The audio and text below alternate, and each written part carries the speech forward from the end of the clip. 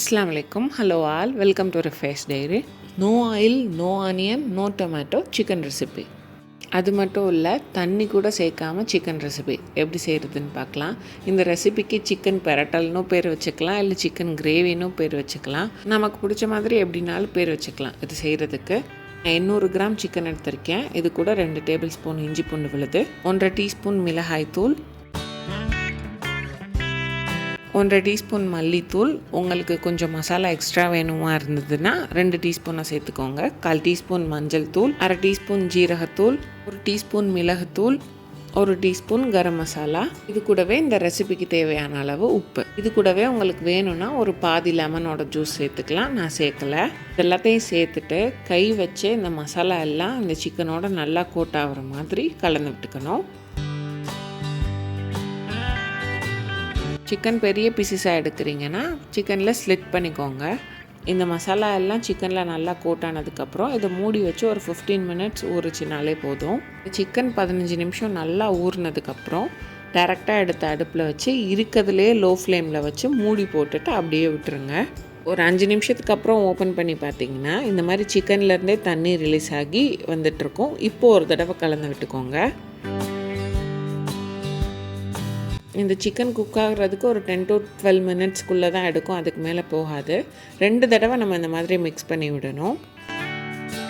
Mix பண்ணி விடாமல் அப்படியே வேக வச்சோன்னா ஒரு சைடில் மட்டும் மசாலா நல்லா அப்சர்வ் ஆகியிருக்கும். அதனால 2 தடவை ஓப்பன் பண்ணி மிக்ஸ் பண்ணிவிட்டு மூடிட்டோனாலே போதும்.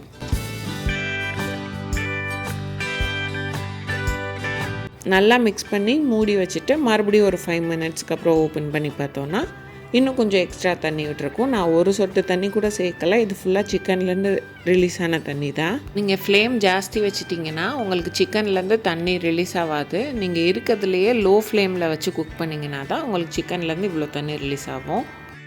சிக்கனை அந்த தண்ணியோடு நல்லா மிக்ஸ் ஆகி வர மாதிரி நல்லா கலந்து விட்டுக்கணும்.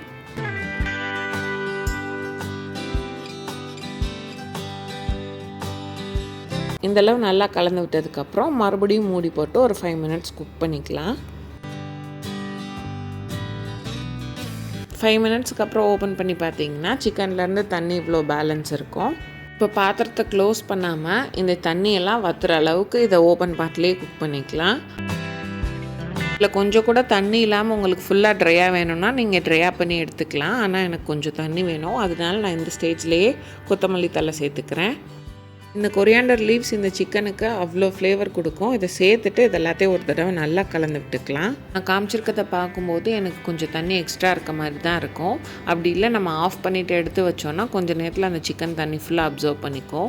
ரொம்ப சீக்கிரமாக ஒரு சிக்கன் ரெசிபி பண்ணணும், எந்த பொருளும் கட் பண்ணக்கூடாது அப்படின்னு நினச்சிங்கன்னா அதை கண்டிப்பாக ட்ரை பண்ணி பார்க்கலாம். ட்ரை பண்ணிவிட்டு எப்படி இருந்ததுன்னு கமெண்ட்ஸில் சொல்லுங்கள். ரிஃபைஸ் டைரியை சப்ஸ்கிரைப் பண்ணிக்கோங்க.